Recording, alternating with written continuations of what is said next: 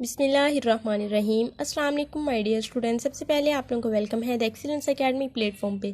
Dear students, आज हमने cell and molecular biology का जो टॉपिक डिस्कस करना है वो है translation in eukaryotes. Last lecture में हमने टॉपिक डिस्कस किया था ट्रांसलेशन इन प्रोकैरियोट्स। ये जो टॉपिक्स हैं ये एमएससी लेवल पे जेनेटिक्स में भी पढ़ाए जाते हैं और सेल एंड मोलिकुलर बायोलॉजी में भी पढ़ाए जाते हैं। तो आप ये टॉपिक यहाँ से नोट्स लेके एज इट इज़ दोनों जगह पे ही लिख सकते हैं। वीडियो स्टार्ट करने से पहले आप लोगों से रिक्वेस्ट है कि प्लीज़ आप वीडियो को ज़रूर लाइक शेयर और सब्सक्राइब किया करें। Thank you so much. सबसे पहले हम डेफिनेशन की बात करते हैं। तो डेफिनेशन में हम देखते हैं ट्रांसलेशन एक ऐसा प्रोसेस है जिसमें मैसेंजर आरएनए में मौजूद कोडिंग इन्फॉर्मेशन जो कि वो डीएनए से लेके आ रहा होता है उसे यूज़ करके प्रोटीन को बनाया जाता है, या सिंपली हम कह सकते हैं मैसेंजर आरएनए से प्रोटीन का बढ़ना ट्रांसलेशन कहलाता है। लोकेशन की बात करें तो यूकैरियोट्स में ट्रांसलेशन का जो प्रोसेस है वो साइटोप्लाज्म में होता है। और डियर स्टूडेंट्स, ट्रांसलेशन के प्रोसेस के लिए कुछ रिक्वायरमेंट्स होती हैं, जिसमें सबसे पहली रिक्वायरमेंट मैसेंजर आरएनए है।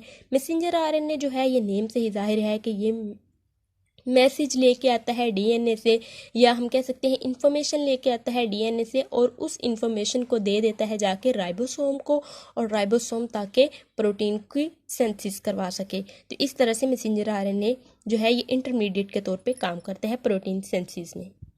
नेक्स्ट है ट्रांसफ़र आरएनए। ट्रांसफ़र आरएनए ये भी नेम ही इसका इंडिकेट कर रहा है कि ट्रांसफ़र आरएनए अमाइनो एसिड लेके आता है, कैरी करता है अमाइनो एसिड को, और फिर उन अमाइनो एसिड को राइबोसोम को दे देता है ताकि प्रोटीन सिंथेसिस हो सके। थर्ड रिक्वायरमेंट राइबोसोम होती है। यूकैरियोट्स में जो राइबोसोम होता है वो 80S होता है, जिसके 60S और 40S यूनिट्स होते हैं, फर्दर लार्ज एंड स्मॉल सब यूनिट। तो ये दोनों जो हैं ये कंपोज होते हैं आरएनए और प्रोटीन से बने, यानी कि बने होते हैं ये मिलके। 60S और 40S के अंदर जो फर्दर कंपोजिशन होती है वो थोड़ी अलग अलग होती है, यानी कि इनके अंदर जो फर्दर यूनिट्स होते हैं वो अलग अलग होते हैं, जैसे कि 28S, इस तरह से। ये जो राइबोसोम होते हैं ये फैक्ट्री होती हैं प्रोटीन सिंथेसिस के लिए।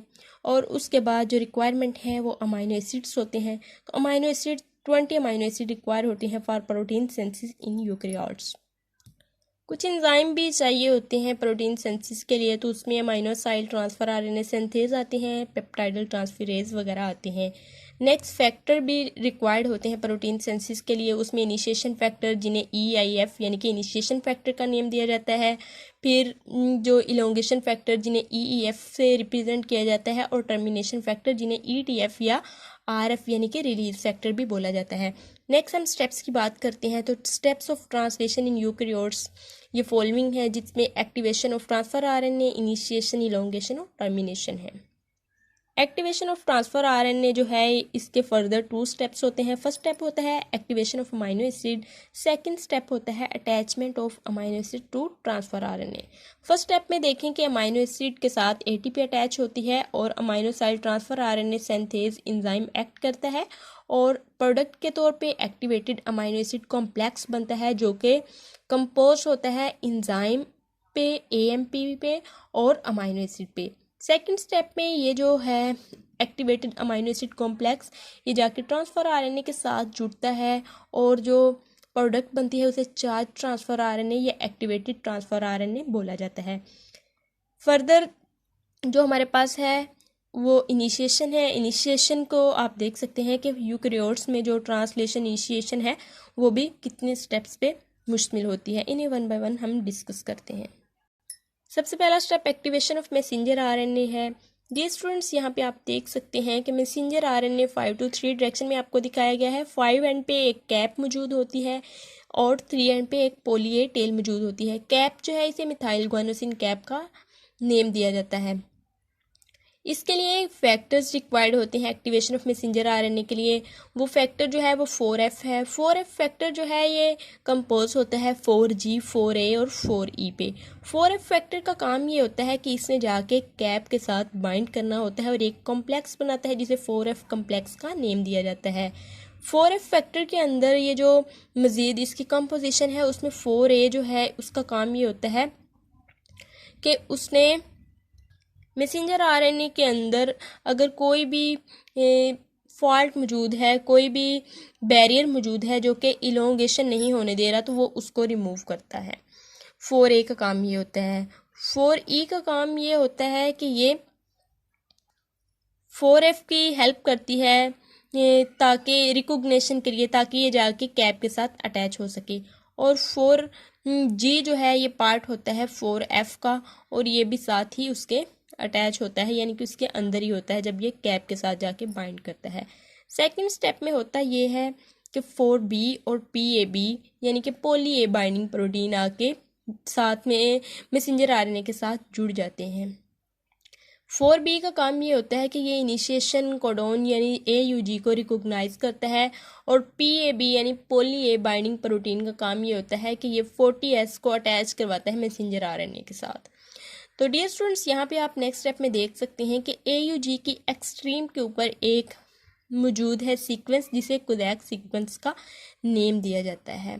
तो नेक्स्ट स्टेप में देखें कि 40S आके अटैच कर गया है मैसेंजर आरएनए के साथ। ये राइबोसोम की अटैचमेंट जब हो जाती है मैसेंजर आरएनए के साथ तो ये एक्टिवेटेड मैसेंजर आरएनए कहलाता है। तो ये था फर्स्ट स्टेप ऑफ इनिशिएशन। यहाँ पे आप स्क्रीनशॉट ले सकते हैं नोट्स का। तो ये देखें, नेक्स्ट मैंने आपको यहाँ पे बताया है कि जो प्रोकैरियोट्स में सीक्वेंस होता है उसका नेम अलग है, जिसे डालग्रेनो सीक्वेंस बोला जाता है। तो आपने ये MCQs वगैरह के लिहाज से दोनों ही याद रखने हैं। इनिशिएशन का जो सेकंड स्टेप है वो फॉर्मेशन ऑफ टर्नरी कॉम्प्लेक्स है। डियर स्टूडेंट्स, टर्नरी कॉम्प्लेक्स जो होता है वो मिथ्योनिन ट्रांसफर RNA EAF2 ये भी एक इनिशिएशन फैक्टर होता है, और GTP इन तीनों पे कंसिस्ट करता है। इस चीज़ का नेम टर्नरी कॉम्प्लेक्स होता है। सेकंड स्टेप में इसकी यानी कि इनिशिएशन का जो सेकंड स्टेप है ये फॉर्मेशन ऑफ टर्नरी कॉम्प्लेक्स है। नेक्स्ट स्टेप जो है वो formation of 43S pre initiation complex है। यहाँ पे पहले आप डायग्राम देखें, फिर मैं आपको नोट्स भी दिखाती हूँ।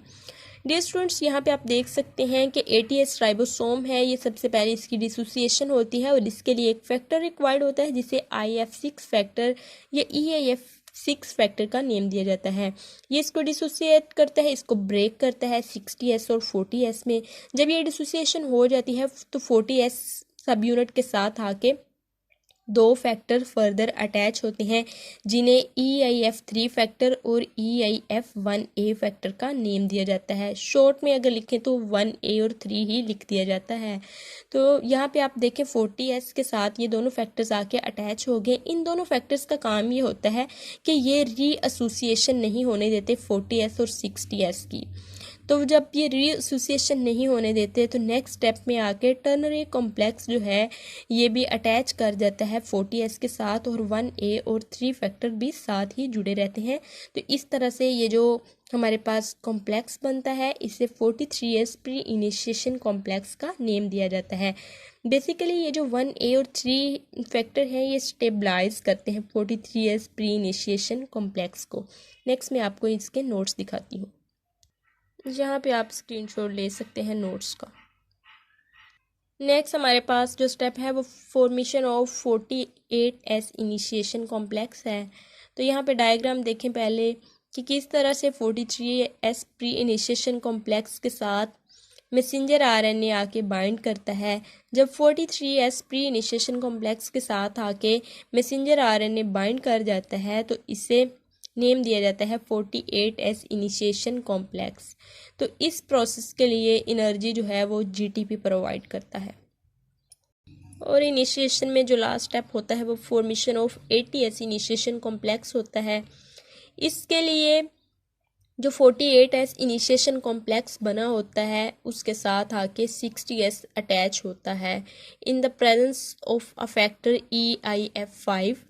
तो ये दोनों की अटैचमेंट जब हो जाती है आपस में और GTP इस प्रोसेस के दौरान हाइड्रोलाइज होती है तो जो कॉम्प्लेक्स नेक्स्ट हमारे पास बनता है उसे 80S इनिशिएशन कॉम्प्लेक्स बोला जाता है। तो यहाँ पे आप इसके नोट्स भी देख सकते हैं।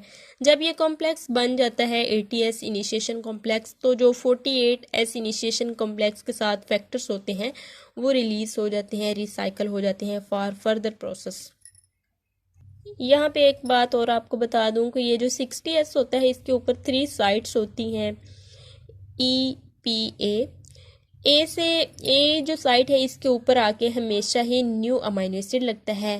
पी साइट जो होती है इसके ऊपर लॉन्ग पॉलीपेप्टाइड चेन होती है, और ई से एग्जिट साइट, पी को पेप्टाइडल साइट भी बोला जाता है। तो ई से एग्जिट साइट यानी कि इससे जो ट्रांसफर आरएनए अनचार्ज हो जाता है वो यहाँ से रिलीज हो जाता है, एग्जिट कर जाता है। यहाँ पे अब हमने डिस्कस करना है इलोंगेशन के प्रोसेस को। तो ट्रांसलेशन के लिए जो इलोंगेशन प्रोसेस होता है उसके भी कुछ स्टेप्स होते हैं, वन बाय वन इन तमाम को हम डिस्कस करते हैं। आप लोग यहाँ से स्क्रीनशॉट ले सकते हैं। फर्स्ट स्टेप जो है ये है अटैचमेंट ऑफ ट्रांसफर आरएनए या aminoacyl transfer RNA to A site. तो यहाँ पे आप देखें कि एटीएस है हमारे पास, इस पे 3 साइट्स मौजूद हैं। फर्स्ट अमाइनो एसिड जो है ये हमेशा पी साइट पे आके लगता है, ठीक है। मिथ्योनिन है first amino acid. First amino acid जब पी साइट पे आके लगा तो ए साइट जो है ये फ्री थी। ए साइट फ्री थी तो नेक्स्ट स्टेप में आप देखें कि न्यू अमाइनो एसिड जो है वो आके अटैच करता है ए साइट के ऊपर। तो इसके दौरान एक फैक्टर जो है वो एक्ट करता है जिसे EF1A फैक्टर का नेम दिया जाता है, और इस प्रोसेस के दौरान जीटीपी जो है ये जीडीपी में कन्वर्ट होती है। तो यहाँ पे आप देख सकते हैं इसके नोट्स भी और इसकी डायग्राम भी। ये है attachment of aminoacyl transfer RNA to A site. Next step जो है इलोंगेशन का वो पेप्टाइड बॉन्ड फॉर्मेशन है। तो डियर स्टूडेंट्स यहाँ पे आप देख सकते हैं कि किस तरह से जो फर्स्ट अमाइनो एसिड है वो मौजूद है पी साइड पे, सेकंड या new amino acid A side पे मौजूद है। तो नेक्स्ट स्टेप में आप देखें कि किस तरह से पेप्टाइडल ट्रांसफेरेज एंजाइम एक्ट कर रहा है, और पी साइड पे मौजूद जो अमाइनो एसिड था वो ए साइड पे चला जाता है और इन दोनों के दरमियान एक पेप्टाइड बॉन्ड बन जाता है।